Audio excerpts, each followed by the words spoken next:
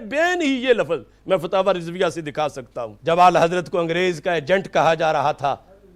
یعنی اعلی حضرت کو پتہ نہیں حالات کا یا ذمہ داری کیا ہے میری، کہتا آپ جیسے بزرگ کیوں چپ چاپ بیٹھے ہیں، کیوں نہیں ایسے فتوے شائع کرتے اور اظہار حق میں دنیاوی طاقت سے کیوں ڈرتے ہیں. یہ اعلی حضرت کو سارا الزام دیا جا رہا ہے.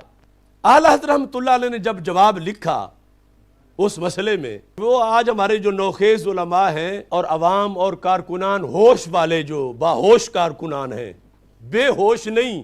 یا جنہیں گھٹی یہ دی گئی ہے کہ آگے کان بند کر لو، ہماری سن لینے کے بعد آگے کان بند کر لو، نہ قرآن سننا ہے، نہ سنت سننی ہے، نہ اپنے اکابر کی بات سننی، بس آگے کان بند کر لو، ان کے لیے نہیں. اعلی حضرت کو کچھ سنی لوگ اعلی حضرت رحمۃ اللہ علیہ کو یہ جلد نمبر 14 میں کیا کیا لفظ لکھے جا رہے تھے اعلی حضرت کے بارے میں. پہلے صورتحال کے 2 جملے کہ مسلمانوں پر ہر طرف سے حملے ہو رہے ہیں، اندرونی بیرونی دشمن اسلام کو تباہ کرنے پر تلے ہوئے ہیں،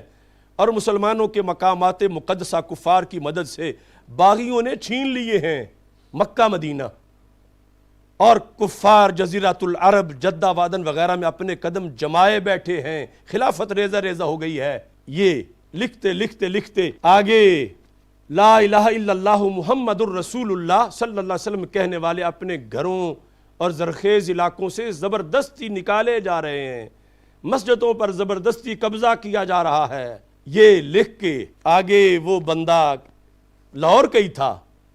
اکبری منڈی کا، چودھری عزیز الرحمان اس کا نام تھا. آگے لکھتا ہے تو پھر آپ جیسے بزرگ کیوں چپ چاپ بیٹھے ہیں، یعنی اعلی حضرت کو پتہ نہیں حالات کا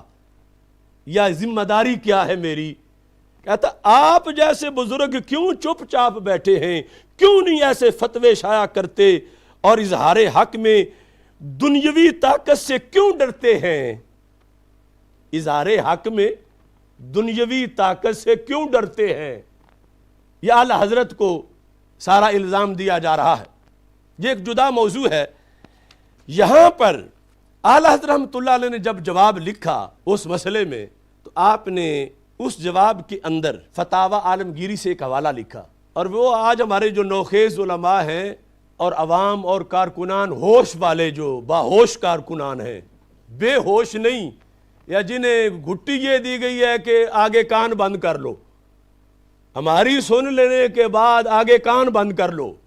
نہ قرآن سننا ہے، نہ سنت سننی ہے، نہ اپنے اکابر کی بات سننی، بس آگے کان بند کر لو، ان کے لیے نہیں.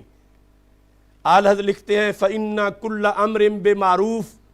يَتَضَمَّنُ مُنْكَرًا يَسْقُطُ وُجُوبُهُ. فرمایا جس امر بالمعروف سے کام اچھا ہو لیکن اس کے ضمن میں کوئی برائی آ رہی ہو کہ وہ کرے، تو ساتھ معروف کے ساتھ منکر بھی آ رہا ہے، معروف کے ساتھ منکر بھی آ رہا ہے. مثلا دھرنا ہے، ریلی ہے، یہ ہے معروف. منکر کیا ہے کہ لوگوں کے گھر جلا دیے جائیں، بسیں جلا دی جائیں. فَإِنَّ كُلَّ أَمْرٍ بِمَعْرُوفٍ يَتَضَمَّنُ مُنْكَرًا يَسْقُطُ وُجُوبُهُ. تو اس کا وجوب ساقط ہو جاتا ہے، اس کا وجوب ساقط ہو جاتا ہے. تو اتنے لوگ پہلے ہمارے پاس ہوں ذمہ دار کہ ہماری ریلیوں اور دھرنوں کے اندر وہ کنٹرول کریں کہ اس معروف کے ہوتے ہوتے کوئی منکر نہ ہو جائے، نیکی کے ہوتے ہوتے کوئی جرم نہ ہو جائے. یہ تقاضا ہے پہلے نمبر پر. اور اس کے ساتھ اعلی حضرت رحمۃ اللہ علیہ نے امر بالمعروف کے 3 سٹیپ بیان کیے کہ کبھی یہ فرض ہوتا ہے، کبھی محض افضل ہوتا ہے. وہ صرف علماء کے لیے میں وہ پڑھ رہا ہوں تاکہ اس کو بھی پیش نظر رکھا جائے. ان کان یعلم باکبر رأیہ انہ لو امر بالمعروف یقبلون ذلک منہ ویمتنعون عن المنکر فالامر واجب لا یسع ترکہ. کہ اگر بندے کو یہ پتا ہو کہ میں یہ امر بالمعروف کروں گا تو اثر ہوگا اور معروف جو ہے اس کو قبول کر لیا جائے گا اگلوں کی طرف سے اور وہ بدی سے باز آ جائیں گے، تو فرمایا اس حالت میں تو امر بالمعروف کرنا فرض ہے، واجب ہے۔ یہ ایک شک۔ دوسرا، وَلَوْ عُلِمَ بِأَكْبَرِ رَأْيِهِ أَنَّهُ لَوْ أَمَرَهُمْ بِذَلِكَ، اگر اکبر رائے سے یہ پتہ چلے کہ اگر یہ امر بالمعروف کیا گیا، قَذَفُوهُ ہو اگلے پتھر ماریں گے،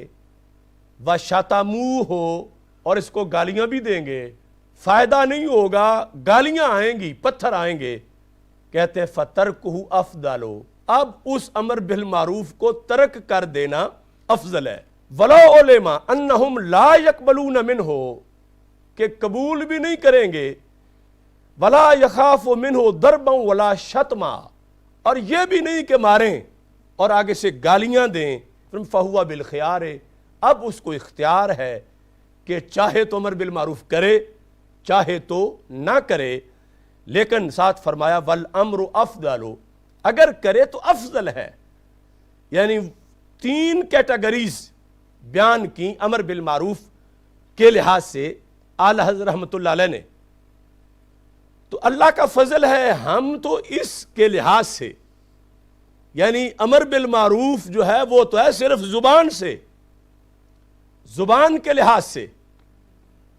اور اس زبان کے لحاظ سے امر بالمعروف کے ساتھ ساتھ ہم نے تو احتجاج بھی کیا، ریلیاں نکالی، دھرنے دیے، اور اب جس وقت صورتحال یہ بن گئی کہ امر جو ہے وہ متضمن ہونے لگا کسی نقصان کو، یہی نیکی کا کام، تو اب فقہا کی رائے کے مطابق ہمیں یا تو پھر اتنے انتظامات کر لینے چاہیے کہ صرف یہاں تک مسئلہ رہے کہ یہ ہمیں فیصلہ منظور نہیں، اور آگے کوئی کسی کی گاڑی کو نہ مارے، کوئی کسی کے مکان کو نہ جلائے، تو اس طرح کی صورتحال پر مکمل کنٹرول رہے، تو پھر یہ پہلو ہمارے لیے قابل عمل ہوگا اور کرنا چاہیے۔ لیکن اس بنیاد پر کہ ہم دیں کال پورے ملک میں اور لوگ نکل آئیں گھروں سے، اور وہاں ہمارا کوئی ایک بندہ بھی جاننے والا نہ ہو یا کوئی کنٹرولر نہ ہو، اور وہ آگے کسی اور حادثے کا باعث بنے، یعنی معروف متضمن ہو جائے کسی منکر کو، تو اس کا بھی تو شریعت ہی کہتی ہے دھیان رکھو۔ اگر اس دھیان کو کوئی بزدلی کہے تو یہ تو اعلی حضرت کو بھی وہ کہہ رہے تھے کہ نہ ڈرو، فتویٰ دو، یہ جو ہم کہتے اس کے مطابق دو، تم جو ہے وہ ڈری ڈری باتیں کر رہے ہو۔ تو یہ آخر شریعت کے ضابطے ہر وقت کے لحاظ سے ہیں،